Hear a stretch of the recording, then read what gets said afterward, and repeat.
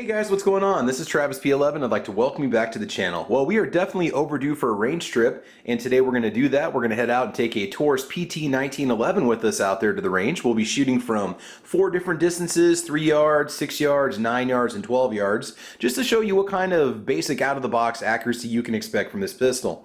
We'll be shooting some Federal Brass 230 grain ball ammunition. Nothing too crazy, but just something that should function well in this pistol. This pistol is on loan to me from Stan, the owner of SS Pawn in Lexington, Nebraska. Guys, SS Pawn's been a long-time supporter of the channel, and we'd like to show them some support back, so please go ahead and give them a call, and they will take care of all of your firearms needs. That's SS Pawn in Lexington, Nebraska. All right, guys, without further ado, let's go ahead and get started. Okay, here we go.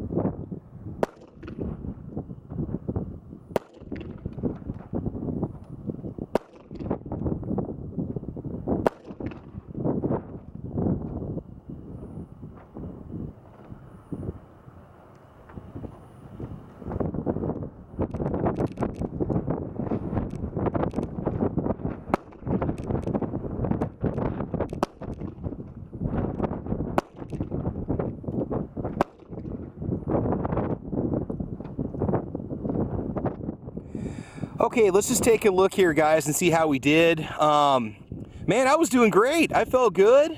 Recoil is very minimal. There's some substantial heft to the gun. I think that definitely helps to mitigate the recoil.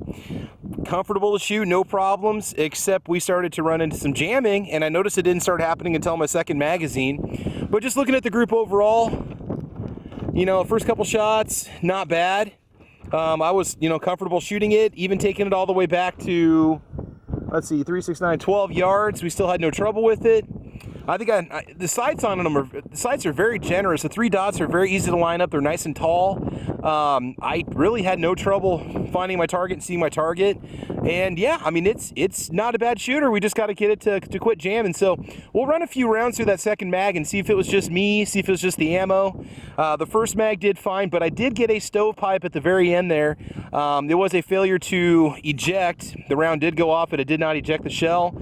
Again, just kind of finicky and kind of touchy, but an okay gun so far. I'm pretty happy with it. All right, let's go shoot some steel.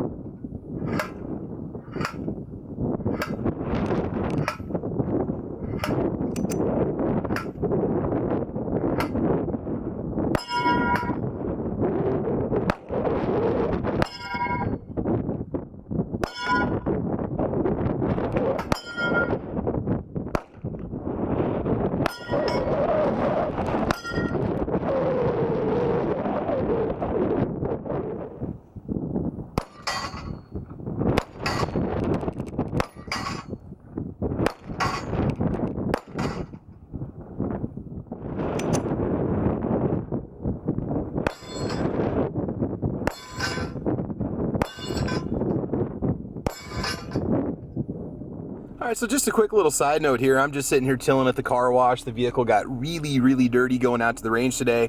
I figured out what was wrong with the magazine, so let me show you. There is a little nick in the magazine right here on the left side, and it kind of bucks out right there. You can see that burr right there. I think that's what was causing the jamming issues. I don't know why I didn't stop and pay attention to this closer when I was when I first had my problems with the gun jamming on the range test, on the distance test. So after I swapped out that mag and just stuck with the original, I had zero problems whatsoever. And so that's pretty much what I believe the culprit was. I quit using this magazine after I had my second issue of jamming shooting steel, and so I am convinced that's what was causing the problem. So the gun was actually a lot more reliable than I thought it was. I'm gonna blame the mags on this, because what that does, that little nick there, it's flared out to the side and then it pushes in on the back even closer than the right side.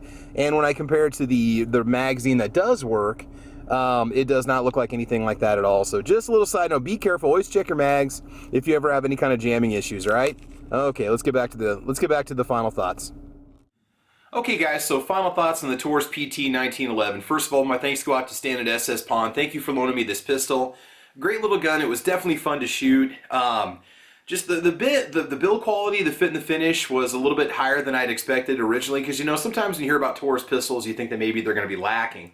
Now, there were some comments made on my cleaning video by one of my viewers that had mentioned that he noticed that there's almost like a softness or brittleness to the metal used inside and the components and so on. I can't speak to that, but again, I haven't had this pistol long enough to really look for any type of long-term wear. This pistol has been shot before. So aside from the magazine issue that I showed you in just that clip a few seconds ago, the gun ran great.